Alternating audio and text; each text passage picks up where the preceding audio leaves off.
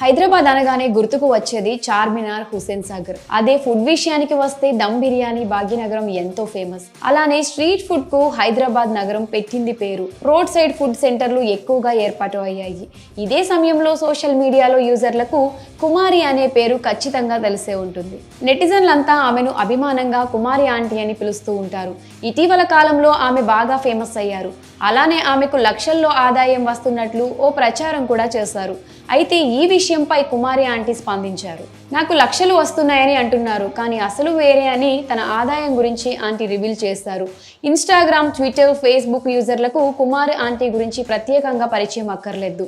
ఆమె చేతి వంటకు హైదరాబాద్లో చాలా మంది ఫ్యాన్స్ ఉన్నారు. ఇనార్బిట్ మాల్ సమీపంలో కేబుల్ బ్రిడ్జ్ రోడ్లోని ఐటీసీ కోహినూరు హోటల్ రోడ్డులో కుమారి ఆంటీ ఫుడ్ స్టాల్ ఉంటుంది. ఆవిడ సోషల్ మీడియాలో ఫేమస్. గత కొన్ని రోజులుగా మీమర్స్ పుణ్యమా అని మరింత వైరల్ అవుతుంది. మధ్యాహ్నం గడియారంలో 12 గంటలు కొట్టగానే అక్కడికి జనాలు గుమిగూడతారు. కుమారి ఫుడ్ తీసుకుని ఎప్పుడు వస్తారా అని ఎదురు చూస్తూ ఉంటారు. ఆమె దగ్గర వెజ్, నాన్ వెజ్ 2 రకాల ఫుడ్స్ కూడా ఉంటాయి. అయితే వెజ్కు అంటే కూడా నాన్ వెజ్కు చాలా మంచి డిమాండ్ ఉంటుంది. ఎంత అంటే మధ్యాహ్నం 2 గంటలు అయ్యేసరికి అక్కడ నాన్ వెజ్ కూరలు సగానికి సగం అయిపోతాయి. ఇదే సమయంలో ఆమెపై కొందరు నెగిటివ్ కామెంట్స్ చేస్తున్నారు. ఆమెకు లక్షల్లో ఆదాయం వస్తున్నాయని అందరూ అనుకుంటున్నారు. అలానే సోషల్ మీడియాలో సైతం కొందరు కామెంట్స్ చేస్తున్నారు. దీనిపై కుమారి ఆంటీ స్పందించారు. తనకు లక్షలు వస్తున్నాయని అందరూ అంటున్నారు, కానీ అందులో వాస్తవం లేదని ఆంటీ ఓ మీడియాతో మాట్లాడే సందర్భంలో తెలిపారు.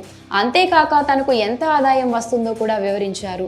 తనకు లక్షల్లో ఆదాయం వస్తే ఇలా రేకుల ఇంట్లో ఎందుకు ఉంటానని, ఇంకా మంచిగా ఉండేదాన్ని కదా అంటూ ఆమె చెప్పుకొచ్చారు. తనకు లక్షల్లో ఆదాయం రావట్లేదని, రోజుకి కేవలం 5,000 నుంచి 6,000 వరకే వస్తున్నాయని తెలిపింది. తాను నెంబర్ 1 క్వాలిటీ వస్తువులనే ఫుడ్ తయారీలో వినియోగిస్తానని ఆమె తెలిపారు. ఉదయం సరుకులు తెస్తే సాయంత్రానికి వాళ్లకు డబ్బులు ఇచ్చేవాళ్లమని ఆమె తెలిపారు. ఇలా మొత్తం సాయంత్రానికి అన్ని ఖర్చులు పోను రోజుకు 5,000 మాత్రమే మిగులుతాయని ఆమె పేర్కొన్నారు.